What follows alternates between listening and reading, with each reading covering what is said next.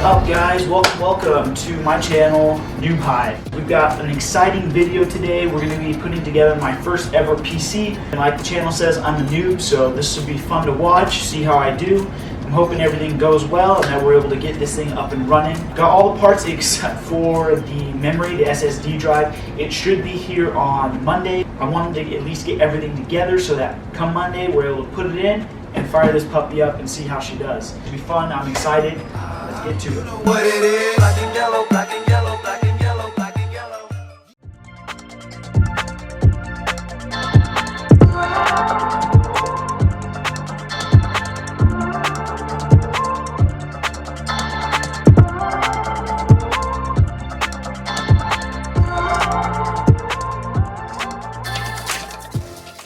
Alright guys, so we were not able to hook up the power supply because it doesn't have an on-off switch, so I'm not too confident in going with that grounding method. So I've just got the case here for us, and I'm just going to be touching metal here off and on, just hoping that I don't shock my board and destroy this whole thing. We've got the B450 Tomahawk motherboard. She looks nice, she looks clean.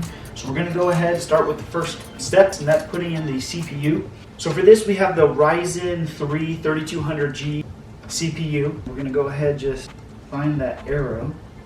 It looks like this motherboard actually has been used before, but again, I could be completely wrong. So anyways, I'm going to try to go for it. We did get the CPU in nice and safe. Didn't have to apply any pressure, so dropped in just perfect. We've got it locked in and secured now. So I believe what I'm going to actually go ahead and do now is go ahead and enter the RAM. We've got the Ripjaw Series V. It's a 2 8-stick.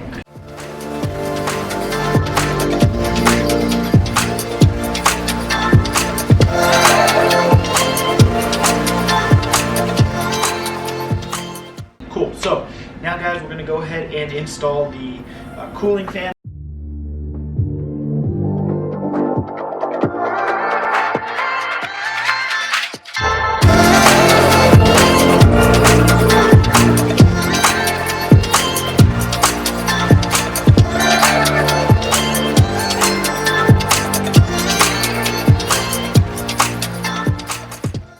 Got our fan installed. The top right screw was like, gosh, I don't know, a 1/16 of a centimeter away from making contact, so I was having a little bit of difficulty screwing in, but I was able to just get underneath my board here, apply some pressure upwards, and kind of make them meet so that I could start threading the screw.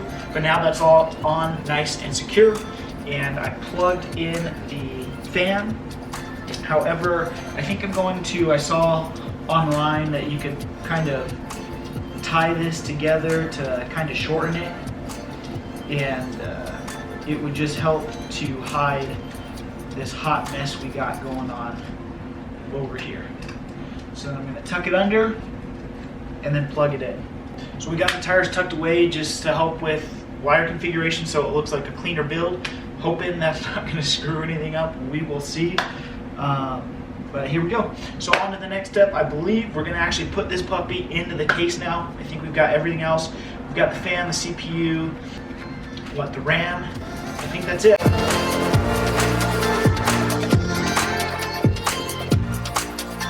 I'm going to go ahead and start taking off the panels on this puppy so we can work on her.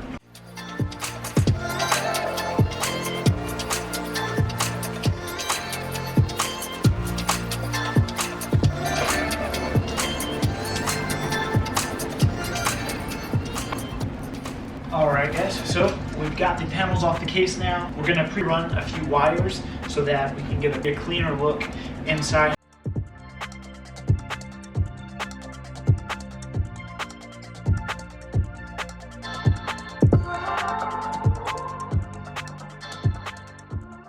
So now that we've got that pre-wire run, we are almost ready to install the motherboard or put her in, but first we got to put the iOS shield on. I was able to take off all the panels with ease, but with this case, it just seemed to give me so many problems. So I didn't record the whole thing because I don't have that much memory in my camera, unfortunately.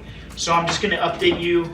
I was trying to take out the shroud. I have no idea how in the world I would ever do that. the way they install it, it seems like you can't actually take it out. So I had problems getting my motherboard in, so instead I had to disinstall the 2 fans, put the motherboard in, and then reinstall the fans. And even after reinstalling, the top fan still wouldn't fit now that the motherboard's there, so I actually just ended up putting it towards the front. I've been told that that helps with better airflow anyways, front to back. So although it was a lot more complicated, hopefully this machine should run a lot better. We've got the motherboard in finally. We've did all the pre-wiring, so let's continue hacking away, guys. We were able to plug in the power, the HDD, the LED, the USB, and the audio wires. So now we're gonna go ahead and hook up the power supply.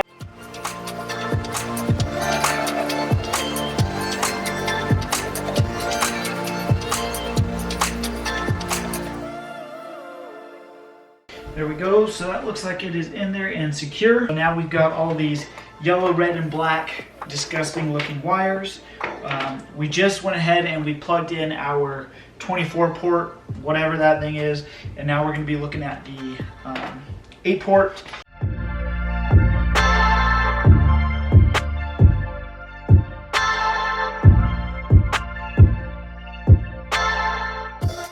Alright guys, so now the next wire to be put in will be the SATA cables.